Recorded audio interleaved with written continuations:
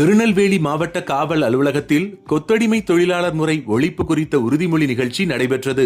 மாவட்ட காவல் கூடுதல் கண்காணிப்பாளர் திரு சண்முகம் மற்றும் தலைமையிடம் பாலசுப்ரமணியன் அவர்கள் முன்னிலையில் அமைச்சு பணியாளர்கள் மற்றும் காவல்துறையினர் உறுதிமொழி எடுத்துக் கொண்டனர். தமிழ்நாட்டை கொத்தடிமை தொழிலாளர்கள் இல்லாத மாநிலமாக உருவாக்கும் நோக்கில் அனைவரும் இணைந்து செயல்படுவோம் என உறுதிமொழி எடுத்துக் கொண்டனர். பொருணை நெல்லை 9வது புத்தக திருவிழாவை முன்னிட்டு திருநெல்வேலி மாவட்டம் சேரன் மகாதேவி பெரியார் மேல்நிலைப்பள்ளி சார்பில் விழிப்புணர்வு பேரணி இன்று காலை 10:30 மணிக்கு நடைபெற்றது. இந்த பேரணியில் சுமார் 200 மாணவிகள் மற்றும் ஆசிரியர்கள் கலந்து கொண்டனர். பேரணி அமைதியாக நடைபெறும் வகையில் சேரன் மகாதேவி காவல்துறையினர் தேவையான பாதுகாப்பு நடவடிக்கைகளை சிறப்பாக மேற்கொண்டனர்.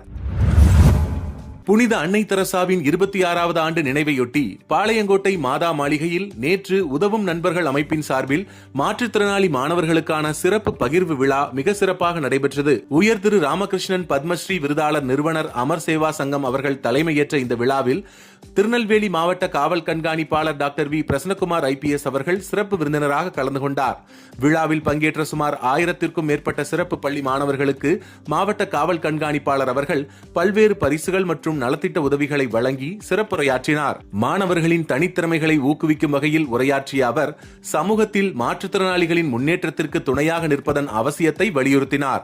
இந்த நிகழ்ச்சியில் சதகத்துல்லா அப்பா கல்லூரி முதல்வர் உயர் திரு அப்துல் காதர், லிட்டில் பிளவர் பள்ளி நிர்வாகி உயர் திரு மரிய சூசை, ரோஸ்மேரி கல்வி நிறுவனங்களின் நிர்வாகி உயர் திரு டேனியல் சைரஸ் மற்றும் திருமதி ஜான்சி ராஜம் உள்ளிட்டோர் பங்கேற்று மாணவர்களை வாழ்த்தி பேசினர்.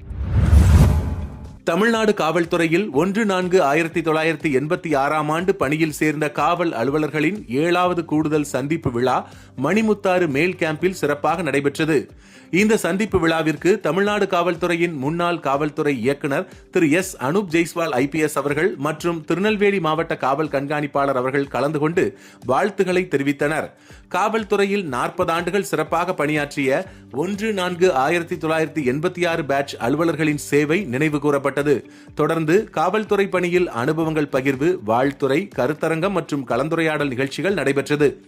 இந்த நிகழ்ச்சியில் மாவட்ட காவல் கண்காணிப்பாளர் டாக்டர் வி பிரசன்னகுமார் IPS அவர்கள் பணியின் போது அகால மரணமடைந்த காவலர்களுக்கு மலர் வளையம் வைத்து அஞ்சலி செலுத்தினார். இந்த விழாவில் தமிழ்நாடு முழுவதும் இருந்து 1986 பேட்சை சேர்ந்த ஓய்வு பெற்ற மற்றும் பணியில் உள்ள காவல் அலுவலர்கள் கலந்து கொண்டு தங்களது அனுபவங்களையும் நினைவுகளையும் பகிர்ந்து கொண்டனர்.